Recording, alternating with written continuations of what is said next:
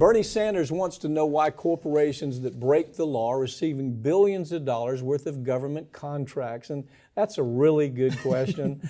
He came out and he said, look, why would we have Amazon? Why would we give $10 billion to this union-busting freak who tries to make everybody believe that life is good for the workers around Amazon? Why do we give him $10 billion? Because, Mr. President, oh, by the way, all you have to do is do an executive order and you can stop all that. What's preventing Biden from doing that? That's the question that Bernie Sanders is raising. And I think, honestly, this is a question that is probably decades overdue at this point. Why? Not just Amazon, but any company, which is pretty much all of them that we know of, that breaks the law. They're out there doing horrible things like laundering money for terrorists, poisoning the environment, poisoning humanity. Mm-hmm. And we just give them all this money because, well, you're the best there is at what you do. So here's another $10 billion, Mr. Bezos. Have fun with your Washington Post. Have fun, with your workers peeing in bottles because you don't even give them bathroom breaks. Oh, and don't be afraid to spend a little bit of this on your union-busting law firms you hire. Yeah, some great articles come out about what the trade-off was. Washington Post, of course, loves everything, no matter how crazy it is, that this administration does. It's all okay. Washington Post is always there for him. So on the other side, you've got Biden who's taken all that in. Thanks a lot, appreciate it. But all he has to do is sign an executive order and said, we're not going to give this corporate welfare to people who do union busting because we care about workers.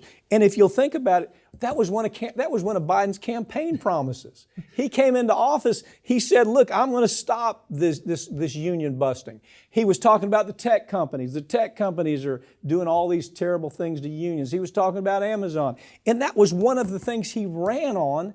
And he even used the idea, I can do an executive order if you put me in office. Instead, he gives these creeps around Amazon $10 billion, along with $3 billion worth of subsidies. Right, and then of course, the additional $40 billion, whatever, for the microchip research that this billion-dollar company allegedly wants to do. The $10 billion, of course, is just kind of a gift in and of itself. That's not necessarily earmarked for anything. That is just a gift on top of the rest of the tens of billions to somebody's got to ask, we can't, I refuse to allow you or I to stand up here and, let's clap for Biden again when we can see it. I mean, all he has to do is do an executive order. He could stop all this immediately. But he's getting great articles coming out of the Washington Post. But it also reminds you what we almost had here, because I guarantee you, if he was in that White House, we would have had that executive order day one. Oh, absolutely. The crypto crash might be making headlines, but crypto theft and crypto fraud should be the focus for regulators right now. It's an ugly story. Joining me to talk about it, this financial Wild West that's taking place, is attorney Michael Bixby. Michael, first of all, the whole crypto scene is kind of hard to follow to begin with. But then when you start saying this fraud has taken place, this scam has taken place, you start wondering, should I be messing with crypto? What are the types of fraud that we're seeing? What's happening out there? I think you're exactly right, Wild Wild West, because it's something that's been new for a number of years. People have been interested in it, and you hear about all these wonderful, crypto things that are going on, and people are making a bunch of money, and there's all these trappings with it. And you've seen a lot of sophisticated scams, and Pat, that's the most amazing thing of the types of scams you're seeing. People where money's being stolen from people, SIM swaps. People are fraudsters are taking control of people's phones and getting into their accounts, getting into their Coinbase account, getting into their crypto account. Okay, but part of the problem is the whole idea behind this crypto is to have the secrecy. But with that secrecy, there's a trade-off, isn't there?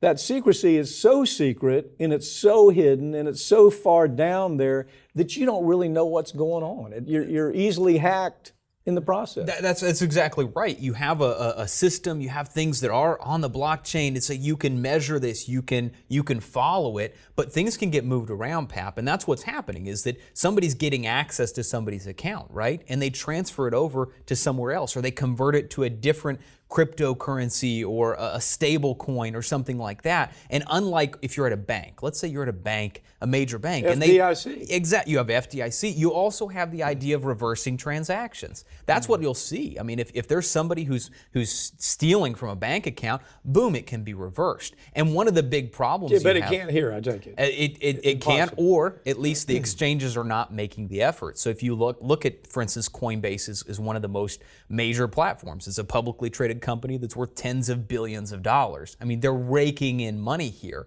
But what happens when somebody's a regular person, and we're not talking about, these aren't, oh, this is a mega national corporation. We're not talking about Tesla getting scammed and Elon Musk getting scammed. We're talking about regular folks who either are getting scammed by someone and they're basically having these platforms, they're using the platforms as an instrumentality. The criminals are saying, we know we can get away with it here. We know we can sneak in under the radar because frankly, here's one of the big issues, there's not enough support. I mean, there's been several exposés on this, for instance, with Coinbase, where they don't have enough customer support agents. There aren't enough agents to actually investigate the fraud, investigate the wrongdoing, and stop it from happening. Well, okay, you raised something really important. Okay, but in 1 year, they took a look. It was more than 7,000 people that were scammed for in excess of $80 million.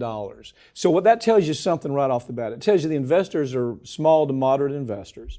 It tells you that they're obviously easy pickings if you have 7,000 of them that have been scammed. The last big scam I saw was amazing. It was a phishing story, right? An employee in this situation, somebody working for the crypto company, had given up the email contact information for everybody that was involved with their organization. So then the phishers send out an email that says, you have been hacked, therefore change your site to something that they created, and all the money goes there.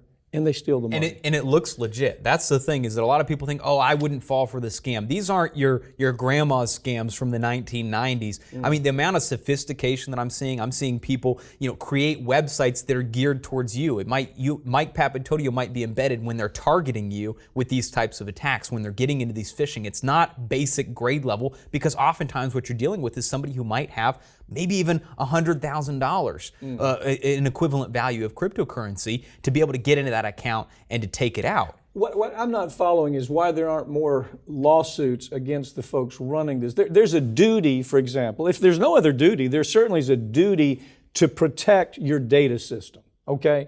When I give money to this organization, I'm assuming they have enough systems to avoid this idiot going in and hacking and getting all your money. You believe that there's protection, but there's not, is there? I think that's exactly it, Pap. And so if you believe the exchanges, like say Coinbase, they say we protect your account. I mean, that's what they're telling you. They're telling people, hey, we take all these extensive security measures, and that's right. They have duties, they have obligations, they have to spot red flags, and they can't just say we have no obligations. So I think we should see, the question of lawsuits, I think we should see more. I think this is something that's a developing area, and of course the crypto exchanges, the people who are operating these platforms, they're wanting to say we have no obligation. If you got defrauded by somebody, it's your fault. It's not our fault. If somebody else got your email information, or if somebody else somehow hacked into your account, it's not on us. Well, and I disagree. That's been raised, and that's been raised against Facebook, Twitter, all of these folks, and the lawsuit has succeeded. I mean, they get past that.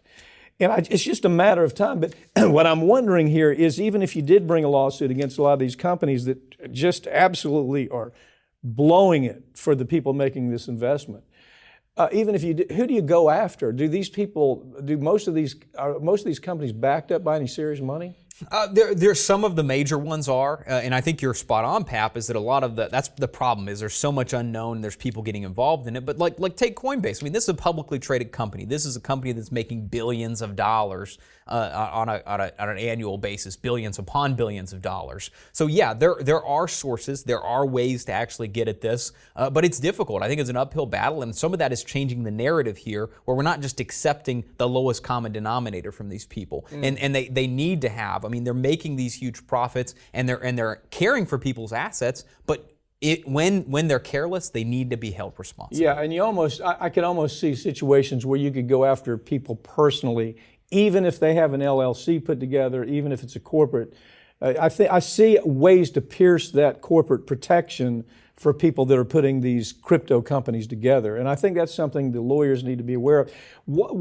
Okay, so look, it has potential, but it's never going to grow to its potential unless you fix the problem. How do you fix this problem? And I think it needs to be more clear oversight, and that's where crypto has largely evaded, say, the SEC, because they say, oh, it's not securities. And it's evaded some of the bank stuff that the banks are required because, oh, they're not banks, they're a money transfer business. And so I think this requires more swift action, frankly, nationally on what the obligations are. And I think they need to be high obligations because people do trust them. People are relying on them and their their credibility. So I think we need a better scheme that's not just letting them fly under the radar, which is what's happened for far too long. Well, government's tried to do that, but then you have the Fed that hates this kind of thing, and so the question is, people are even looking at the government's attempt to maybe get control of this, and I don't blame them. I mean, anytime you have the SEC involved, it's like thugs looking after thugs. Who has faith in the SEC? But anyway, Michael, thank you for joining us. And I think it's just buyer beware. It's caveat emptor at this point, isn't it? That's right. And I don't know that you can do due diligence to really protect yourself. Do you? I think it's very, very difficult, and I think that's where people rely on the companies to do it. You trust, and people want to be able to trust, and that's where the problem comes in, Pat. But I think it's going to be interesting. We're going to keep a close eye on this, monitor how this develops, and keep looking for ways we can try to best help the people who've gotten into these situations. Thanks for joining me. Thanks, Pat. That's all for this week, but all of these segments are going to be available this coming week right here on YouTube channel. And you can follow us on Twitter at America's Lawyer. I'm Mike Papantonio, and this has been America's Lawyer, where we tell you stories every week that corporate media won't talk about because their advertisers won't let them or their political connections don't allow for it. We'll see you next time.